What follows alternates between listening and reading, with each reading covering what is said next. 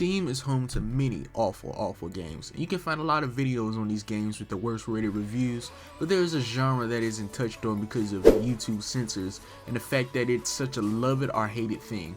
I mean, of course I'm talking about not safe for work category, but more specifically, the game's meant to be arousing.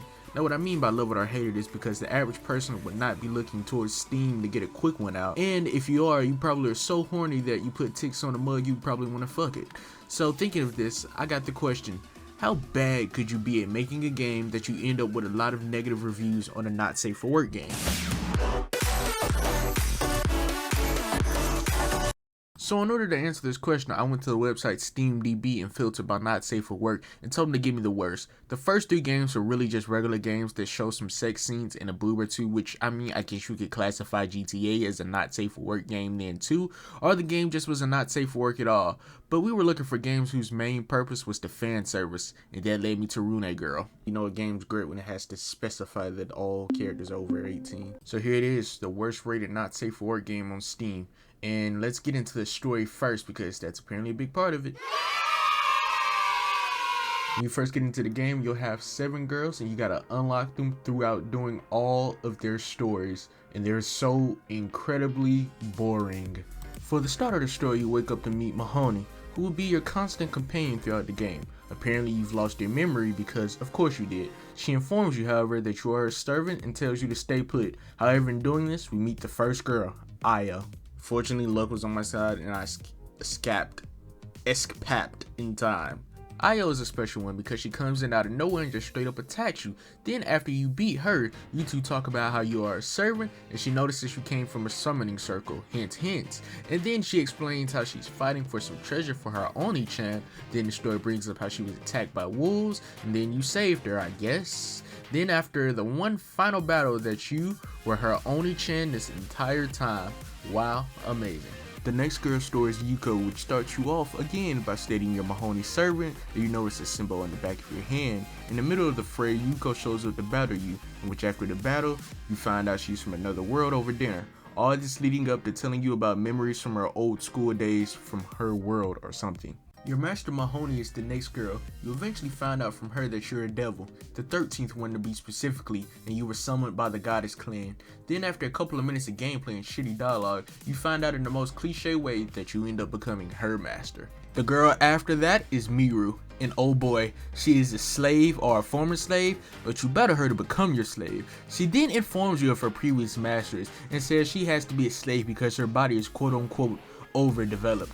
You then start to get in the lewd scene, which isn't really lewd, it's just a picture, and then you start touching her tits, which strangely triggers a battle, which is insinuating something that is very something I think if you did it to a real woman, I'm pretty sure you'd be getting 20 years in prison. But then after that, you have a sex scene with no sex, and then it ends the chapter. The next girl is Flyernos, who is a blonde, big hubba jubbas priest. And you start off by hearing her preaching and talking to one of her church members, all friendly.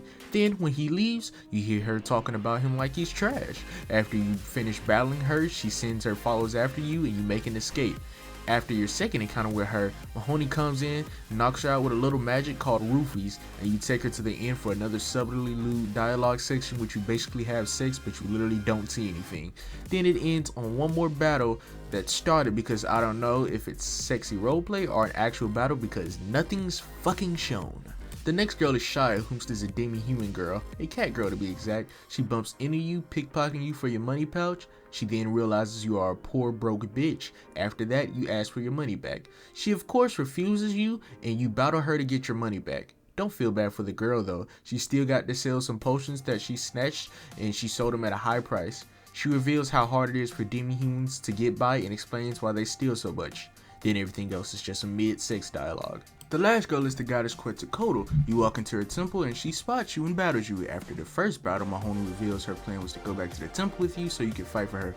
Once again, after battling Quetzalcoatl, you end up back on Earth away from the Sky Realm thinking you've escaped from her. Mahoney tells you she's a real god and she proves it by finding you after your first escape and hunting you down to battle again.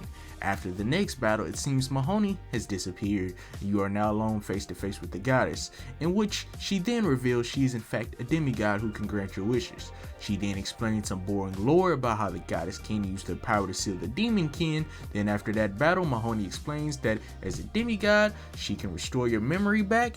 Then you battle her to absorb her power. Then after the last battle, the story just ends. So was me summarizing that whole thing boring to you? Well, just imagine how I was playing it. Yes, the story is incredibly boring.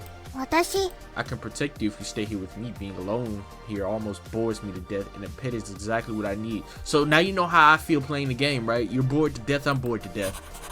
The story is not only boring, but it barely functions as a cohesive story that's connected. Do you remember the episode where Brian wrote an entire fictional novel and proposed it, and it turns out he just wrote a whole bunch of incoherent babble? Comet Castle falls. Samson Cyberblood is the new king of the star system. Long live Space Shire 7, and long live the Hyperspeed Throne. This story is definitely what he wrote. Feels like Mahoney and Demon 13 were the only two consistent characters. I do not feel attachment to any of the girls at all either. And I know it's made to be a not safe for work game, but at least do something like Nico Parra and had reoccurring characters or something. Hell, most games and stories in general do. But okay, the story is bad. But at the end of the day, the story is usually never the main focus of a game. Usually. So let's see if the gameplay can salvage this.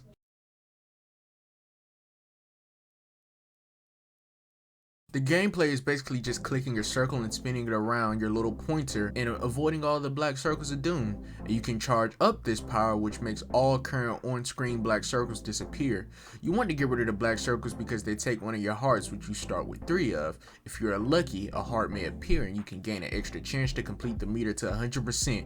Once the meter reaches 100%, you beat the level. And talking about the gameplay, yes, the gameplay was just as repetitive as it sounds. It wouldn't be a bad concept for a mini game in some other game or something, but here as the main gameplay is just kind of tedious and boring. I mean, it functions and feels fair, but it still isn't anything that's particularly interesting or engaging as a standalone computer game that you have to pay for, albeit it is cheap. There isn't much to say about the gameplay. It's pretty simplistic, and there aren't any animations of playing that entertain me as I play. Sorry, I fucked up that sentence. Maybe it's so simplistic because it's meant to be played with one hand, if you catch my drift. So let's see if it's worth playing with one hand. Yes! Oh my gosh! Okay, so here's the interesting part.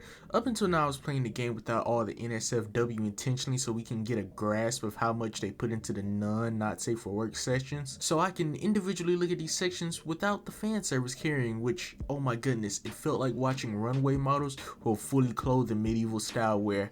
However, now that we're focusing on the game with not safe for work, if you are actually interested, it's really just like every other visual novel in the naughty art category.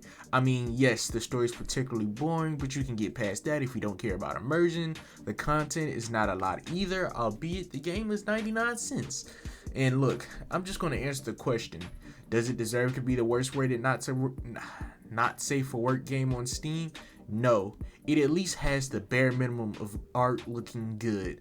Now, I'm not some type of sex scene expert in the anime community, but it's just not so overwhelmingly awful to get such a bad rating compared to most not safe for work games.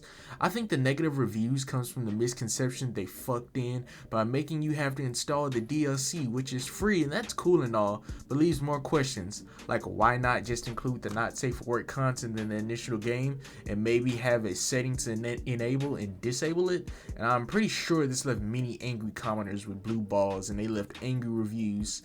If there's some kind of explanation to why they have to make the not safe for work a separate DLC, please let me know, because I don't understand the purpose of not just including it up front in the initial product you paid for. But you know what? That's a whole nother issue for a whole nother day and another YouTuber.